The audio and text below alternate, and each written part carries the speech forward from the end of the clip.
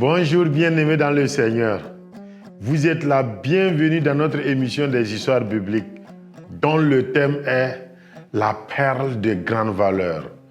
Trouver la véritable prospérité biblique. Rejoignez notre groupe de raconteurs des histoires. Nous partageons les histoires bibliques et nous explorons ce que la parole de Dieu dit sur la vraie prospérité.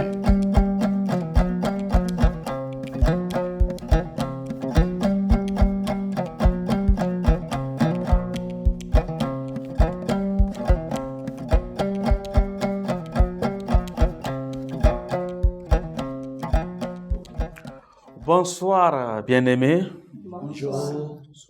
Je m'appelle Assou Essoneya, je suis togolais. Et je voudrais aussi saluer vous qui nous suivez en ce moment dans cette émission. Je voudrais partager avec vous une histoire de la parole de Dieu.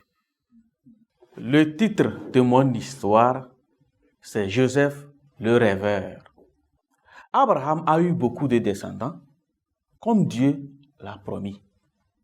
Et ils vivent dans le pays que Dieu leur avait promis. Jacob est le petit-fils d'Abraham. Jacob a eu 12 fils. Et Joseph, l'un des plus jeunes, était le plus préféré de Jacob. Jacob a démontré cet amour en offrant à Joseph un habit spécial. Joseph même savait qu'il était spécial. Il faisait souvent des rêves dans lesquels Dieu lui montrait qu'un jour, il régnera sur ses frères et sur toute sa famille. Joseph avait l'habitude de raconter ses rêves-là à sa famille et ses frères le détestaient à cause de cela. Un jour, Jacob appelle les frères de Joseph et les envoie dans la brousse pour prendre soin des animaux. Quelque temps après, Jacob appelle Joseph et l'envoie d'aller voir ses frères. Joseph obéit et s'en va. Alors les frères de Joseph le reconnaissent de loin et ils se disent: voici le faiseur de rêves qui arrive. Débarrassons-nous de lui une fois pour toutes. Quand Joseph arrive à leur niveau, ils le saisissent et le jettent dans un puits profond sec. Quelques moments après, ils voient les marchands qui vont vers l'Égypte. Alors ils font sortir Joseph du puits et le vendent aux marchands comme un esclave. Ensuite, ils tuent un animal et ils prennent le sang de l'animal pour mettre sur l'habit de Joseph. Ils envoient l'habit à leur père Jacob. Jacob reconnaît l'habit et il croit que Joseph est mort. Alors il pleure Joseph. Les marchands, quant à eux, ils amènent Joseph en Égypte et le vendent à un fonctionnaire du roi comme un esclave. Quand Joseph va dans la maison de son maître, Dieu est avec lui et tout ce qu'il fait lui réussit.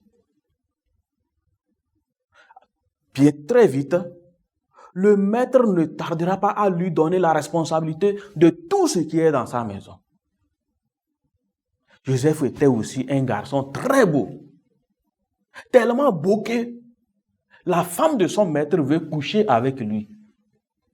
Mais à chaque fois, Joseph fuyait de la maison, car il se dit: comment puis-je commettre un si grand péché contre mon Dieu et contre aussi mon maître?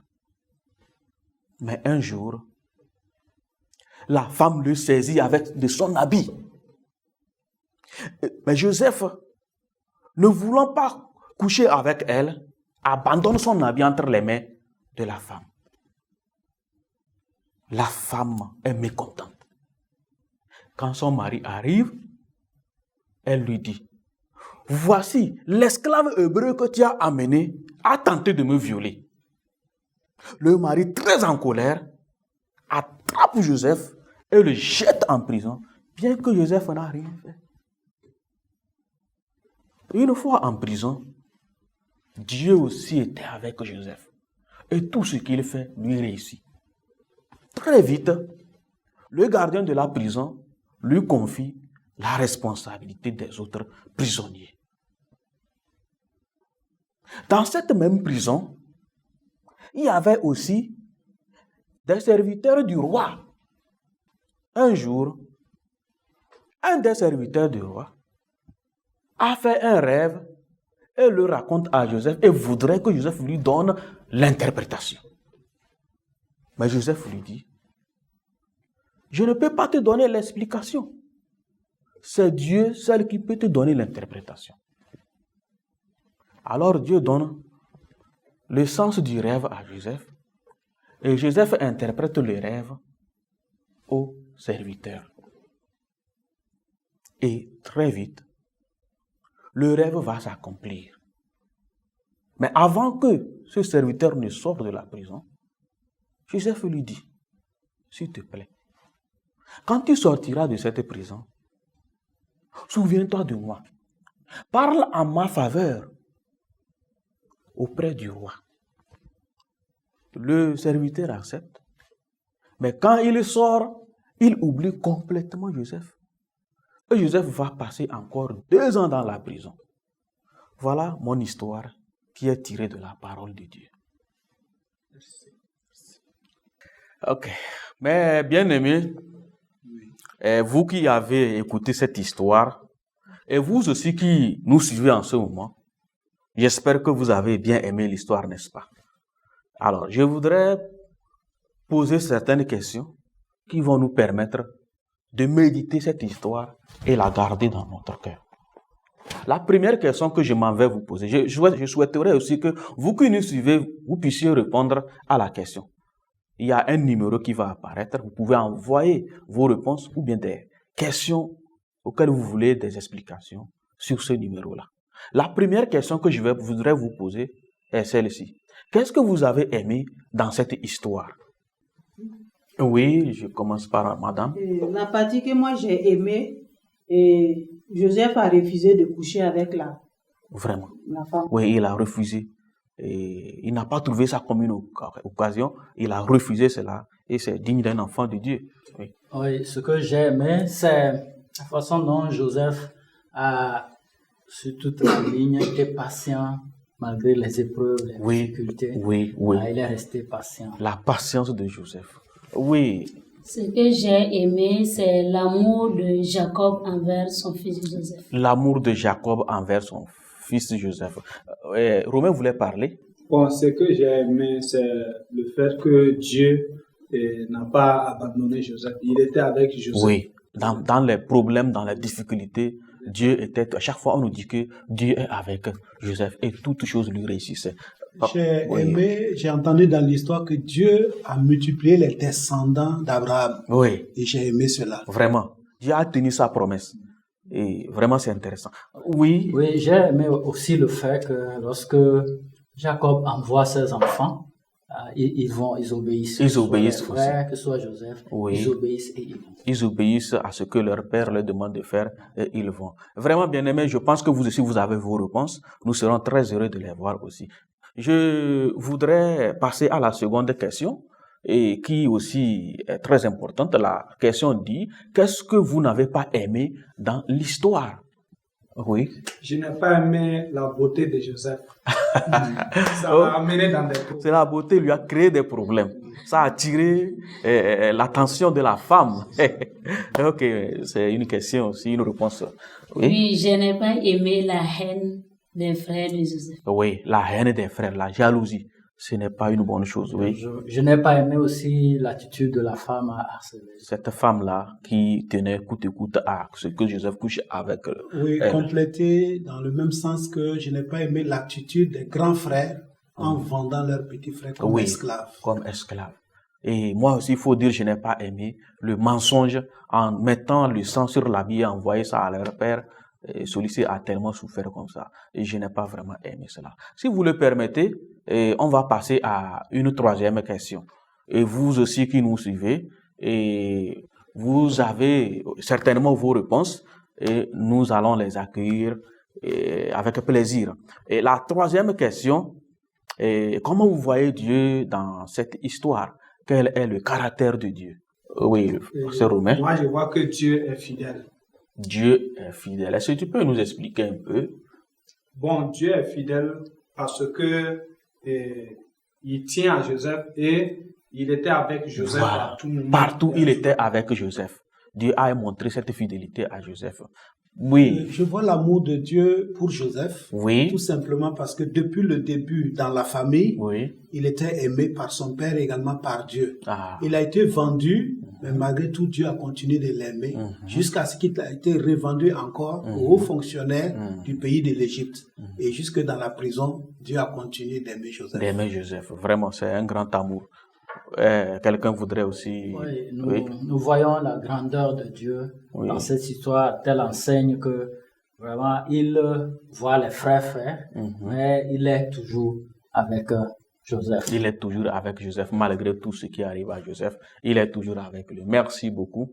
Et je pense que vous qui nous suivez, vous partagez le même plaisir avec nous en entendant ces réponses-là. Nous allons poser une quatrième question qui n'est pas des moindres.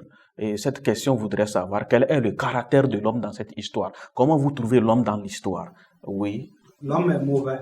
L'homme est mauvais. Effectivement, oui. L'homme est méchant. L'homme est méchant. Et je pense qu'on fait référence au frère de Joseph, et puis peut-être la femme aussi, n'est-ce pas? Oui, quelqu'un voudrait parler encore? L'homme est envieux. L'homme est envieux. L'envie. Et effectivement, si nous faisons référence au frère de Joseph, n'est-ce pas? Et à la femme. À la femme aussi. Ok. Oui, quelqu'un voudrait parler l'homme encore? n'est pas reconnaissant. L'homme N'est pas reconnaissant. Oui. Puisque dans la prison, Joseph lui a expliqué ses rêves et il lui a même demandé, quand tu sortiras, parle à ma faveur auprès du roi. Mais il est parti. Il est parti et il a oublié Joseph, carrément. A continué d'être en prison. Oui. Ce que moi j'apprends de l'homme, l'homme peut souffrir injustement. L'homme peut souffrir injustement. L'homme peut être victime d'injustice, comme dans le cas de Joseph ici. Merci beaucoup pour vos réponses. Et je vous remercie aussi, vous aussi. Je sais qu'actuellement, vous êtes en train de donner des réponses et elles nous parviendront aussi. Que Dieu vous bénisse. Nous passons maintenant à une question très importante. Une question qui va nous permettre de prendre des décisions. Nous allons la répondre personnellement. Et la question, c'est quelle est la leçon? Quelle est la leçon que vous tirez de cette histoire que vous venez d'écouter? Quelle est la leçon? Une leçon personnelle. B. Je dois fuir le péché. Je dois fuir le péché. Très important. Oui. Qui encore? C'est la même chose aussi, oui. Sachant que l'homme peut souffrir injustement, si c'était, je dois m'arrêter pour que pendant la souffrance, que je puisse aussi être patient comme lui. Comme Joseph, je dois être patient parce que je dois m'attendre à la souffrance, comme Joseph aussi. Oui, ma sœur. Bon, je vais accepter le choix de Dieu pour dire que les frères de Joseph, c'est l'envie qui les a poussés. Peut-être c'était le temps de Dieu que Dieu choisisse Joseph maintenant pour lui donner des rêves, des révélations et tout ce que Dieu voulait pour David et Joseph. Maintenant, mon tour aussi viendra où il va faire autre chose, certainement plus grand que l'autre Joseph. Voilà, donc oui, Je Romain. ne dois pas être jaloux. Je ne dois pas être jaloux, vraiment. Okay. Oui. Je vais apprendre à comprendre que toujours dans le groupe ou dans l'équipe, je peux être détesté, mais je ne dois pas abandonner. Merci beaucoup. Je dois comprendre que c'est bon et je vais continuer l'œuvre et le travail que Dieu m'a confié. Merci beaucoup. Donc, je dois toujours faire confiance en Dieu. Même si les choses tournent mal à ma faveur, je dois toujours faire confiance à Dieu et continuer la vie. Et Dieu interviendra certainement en ma faveur un jour. Même si dans le cas de Joseph, maintenant, nous n'avons pas encore vu l'issue, et par la grâce de Dieu, nous verrons l'issue dans l'histoire qui va suivre. Nous allons voir une autre question. Et cette question-là, c'est un engagement. Et elle nous demande, elle veut nous interroger à savoir comment faire pour ne pas oublier cette histoire. Qu'est-ce que nous pouvons faire? Que faut-il faire pour ne pas oublier cette histoire? Oui, Elagi. Pour bien garder cette histoire, Oui. je vais la raconter à plusieurs personnes afin de la garder. Merci dans mon beaucoup. cœur. Donc nous sommes d'accord avec notre sœur, n'est-ce pas? Oui. Donc pour ne pas oublier cette histoire, bien aimés, vous qui nous suivez actuellement, pour ne pas oublier cette histoire, il faut la raconter et toujours la raconter. Et c'est comme ça que vous allez la garder dans votre cœur et vous pouvez la partager toujours. Nous vous exhortons à cela. Une dernière question. Une dernière question. À qui allez-vous raconter cette histoire? À qui allez-vous raconter cette histoire? Est-ce que pendant que vous écoutez, vous avez une idée sur quelqu'un? Oui. J'ai quelqu'un du nom de Pima. Piment. Wow. Et ça, c'est un bon nom, hein? Ouais. C'est ma première fois à apprendre qu'on appelle quelqu'un Piment. C'est bien. Donc, Piment va entendre cette histoire. Ok, ça va lui faire du bien. Quelqu'un d'autre? J'aurai le courage de raconter cette histoire à mon patron.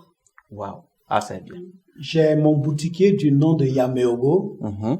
Je crois que c'est bon pour moi que je lui raconte cette histoire et ça va lui faire beaucoup de bien. Merci beaucoup. Et quelqu'un d'autre? Je vais raconter l'histoire à mes clients. Oui. À mes clients qui viennent au marché Pour payer les choses. Je vais la raconter à une de mes petites sœurs, du nom de Manzeneme. Manzeneme. Ah, c'est très bien. En tout cas, moi aussi, je vais raconter cette histoire. Je connais un groupe dans lequel il n'y a que les païens. Et souvent, je partage les histoires avec eux. Et quand ils vont écouter, je pense que ça va leur faire du bien. Ok, bien aimés, vous qui nous avez suivis jusqu'ici, et vous qui avez activement participé à cette émission, je voudrais vraiment vous remercier pour votre participation qui a été très riche. Et ainsi, nous nous donnons rendez-vous pour la prochaine fois. À bientôt. Merci. À vous qui avez suivi cette émission avec nous, nous vous disons vraiment merci. Merci d'avoir participé à cette émission aujourd'hui, dont le thème était la perle de grande valeur, trouver la véritable prospérité biblique. Quelle vérité Dieu vous a révélée à travers cette histoire? Veuillez les partager avec nous à travers les numéros qui s'affichent sur le bas de l'écran. Nous espérons que vous avez beaucoup aimé ces histoires et que vous serez à la prochaine encore pour écouter beaucoup d'autres histoires.